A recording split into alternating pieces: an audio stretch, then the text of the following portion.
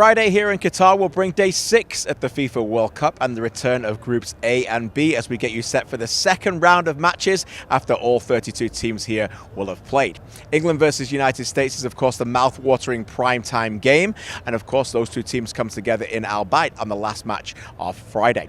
England had come into the game after a very comfortable 6-2 victory over Iran. I was at that game. Iran were awful that day, so not a lot to really judge England, although Jude Bellingham was marvellous in midfield, and we can't help but talk about what was talked about in both press conferences today and the battle of midfield. Bellingham against the likes of Adams and McKennie and Musa will certainly be very interesting. Yunus Musa obviously spent a lot of time in England as well and has been talking about that this week with the media. Greg Berhalter and Tyler Adams also met the media today, which was Thanksgiving in the United States here in Qatar as well, so that was a little bit of a match day -1 turkey feast for the United States. England, however, know that they've got to win the game to try and get through the group. That would be pretty comfortable for them. But remember this, what if the United States get a point?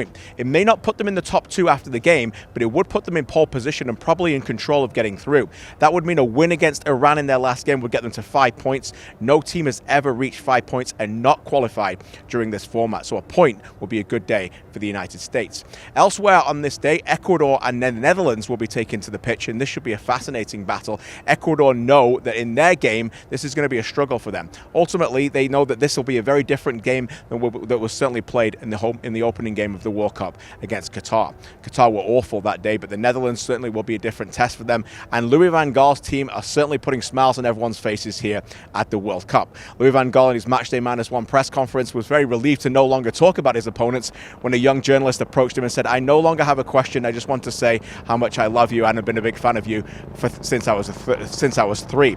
Louis van Gaal responded in the big way that he always does as an icon. He gave the young journalist a big hug, and that was certainly a wonderful story to see here as the love continues in Qatar. Elsewhere, the opening day game on Friday is a big one. No question about it. Wales versus Iran. Wales boss Rob Page met the media here recently, and he said that he thinks that the Iranian team will be very different to the one that played England. He said Carlos Queiroz definitely changed the system in that game, and he expects them to be on the front foot, knowing if either team can win this, that puts them in pole position to get through.